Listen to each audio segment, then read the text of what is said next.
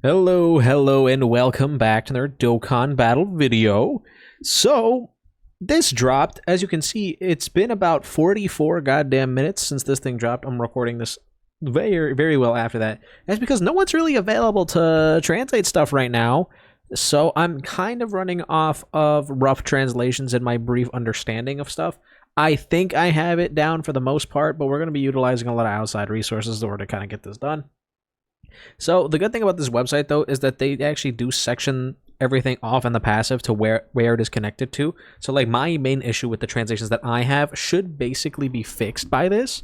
So let's just go ahead and take a look at this. So from my personal understanding, I have not only this, but I also have this, which also has the translations for it. So let's just go ahead and take a look at what I have, and then we can compare it to what basically the Google auto-generated stuff is, and then if there's anything that's different, we can go ahead and adjust that accordingly. So initially they get attack and defense 177% at the start of turn, and then for one turn from first appearance, which is this text right here, they give themselves 7 key and 50% damage reduction. So all this is one instance here. Then they get their 2 guaranteed additional attacks that now have a 50% chance to become super attacks. Right, that's this.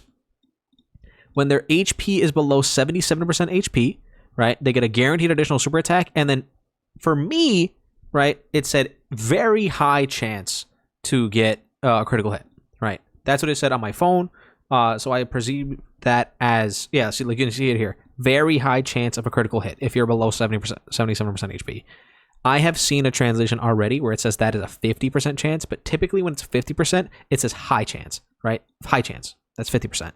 Very high is typically reserved for 70% chance, so they should have a guaranteed additional super attack and a 70% chance to do a critical hit when their HP falls below 77%, right? Then, right, they get key plus 1 attack and defense 11% up with each attack performed up to a max of 7 stacks. So once you do 7 attacks, you have this fully built up, right, which is pretty good. Then they also get key plus 1 up to 5 and attack and defense plus 20% up to 100% with each super attack performed, which is pretty good. Again, that's that double stacking. You're going to be able to get both of these at the same time. Like if you do a super attack, you're going to get the stack for the attack as well. And then they increase their damage reduction rate and critical hit chance by 17% with each attack performed within the turn. That is this part down here, right? And as you can see here, same thing. 17% damage reduction, 17% crit chance. Now, where things differ is, for me, this specific super attack, right, this translated into massively raises attack. But I have seen someone say that it might not be and that it's great chance, or greatly raises attack. So let's go ahead and see what this AI says. And then we can go ahead and compare. Because, for me, it said massively, but apparently some people are seeing that it says greatly. Well, let's go ahead and just see what it says, if it ever will want to do that. Yeah, so it says greatly here. So I'm going to assume it's probably greatly, because this feels like that's what it is. So greatly raises attack, that's it. And this one greatly raises attack and defense, mega colossal, and then greatly lowers attack and defense. So their super attack effects, basically the only thing that they really got, right, was defense on their 18 key, and then I think a higher attack here, right? But they didn't really change their super attack effects a lot, but they changed pretty much everything else. So this is actually greatly, and then my translations are entirely accurate from that point forward. Looking at them, right, that first turn, they're incredibly tanky. When they have 50% damage reduction, insanely tanky character. That way is going to allow you to build up both of these. And if you get like 4 super attacks in that one turn, you're going to be pretty much completely built up, because this you only need to do 5, right? It's 7 regular attacks and 5 super attacks before you're full built up. And again, every single attack in general now is giving you the damage reduction. So doing that 4th additional normal or additional super attack is going to make a big difference. They're going to get up to like, what? 17 times 4? What is that? Like roughly like 60% damage reduction every single turn, right? 17 times 4. Yeah, it's 68% damage reduction if they hit all 4 attacks. And then if they're on a turn where they're below 77% HP and they get that guaranteed additional super attack, if you get that guaranteed additional super attack plus your hidden potential system additional, which more than likely you will if you're doing that many attacks, that's another 17%, which pushes you into 85% damage reduction if you're able to hit every single one of those attacks. And they do not have to be super attacks. They are just purely attacks in general, and they will get that. They seem very, very basic, which is probably why they didn't give them too crazy super attack effects, because they're only getting this defense here. So you're pretty much relying entirely off of getting that damage reduction. So probably in like AoE fights, because I doubt their start of turn stats are going to be that crazy. In AoE events, they're not going to be very good, right? They're a character that needs to attack first, but once they do attack, they are literally invincible, right?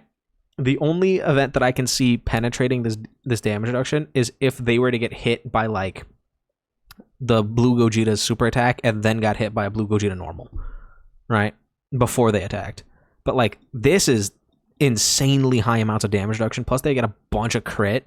So I don't see any reason to give them crit because they get so much crit from their passive.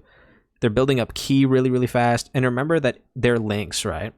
One of their links, Tough as Nails here, this gives them 5% damage reduction as well.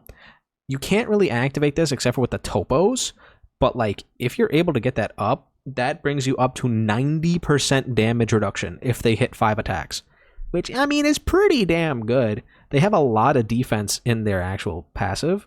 Plus, again, they get 5 out of 7 links with the Team Universe 7 LR, who's really, really good and is giving an absolutely ridiculous amount of support. So I do think that this unit is quite good. Would I have liked them to be a little bit better? Probably. It's just that they're running basically completely off of their damage reduction post-attack, which I like the fact that they changed it off of being, I believe it was just super attacks before, and now it is not that. It's just attacks in general, and then they get their damage reduction, and they're perfectly fine. So I like them. Could they have been better? Yeah, but that first turn they're gonna be really, really tanky. And then do remember that their active skill, right? Where is it in here?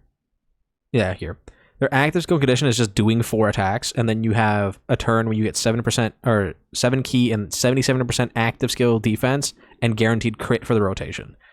On this turn, they're going to do so much goddamn damage, especially if they happen to be below 77% HP to do 5 attacks. They're not dying. That's like basically a taunt. I mean, it's not really a taunt because like the other characters can still be hit, but like they're really damn tanky on that turn. Because remember, I would love to pull this up, but like, hold on, let me see if I can. And just try to pull up Beast Gohan here, because how much defense does he get on his active skill? Where is that? Where do they put it on this website, man? Active skill. He gets he gets 158% of defense, right? So they're getting basically half that. So you can kind of already tell how beefy these guys are going to be once they do have that active skill up.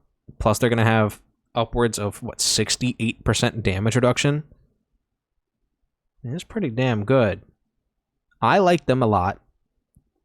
I think that they do what they need to do, and they do it pretty well. Now, are they the best EZA LR? No. Do I think they're probably better than most gold coin LRs? Yeah. I think they're better than Broly, Chila, and Lemo, probably. They're definitely better than STRUI at the very bare minimum. And then since they pair really, really well with Team Universe 7, I don't really see that big of a difference of like between that.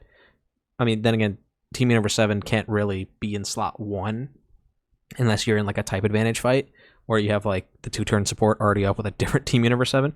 So again, I don't know how well they're going to perform, but I think they're going to be pretty damn solid, especially as like a slot 3 character. Like they're going to do decent damage, they're going to crit, they're going to do all these attacks, and then they're going to have a bunch of damage reduction and not die. So I think they're fine. That's pretty much it for this. This is literally the only thing that was in the data download. It was just them. So do let me know how you guys feel about Golden Frieza in 17. I personally think they're going to do really, really well as just like a 7th unit on your team. But that's just me. Again, let me know how you guys feel about it in the comments down below. Don't forget to like and subscribe, and I'll see you guys all in the next one.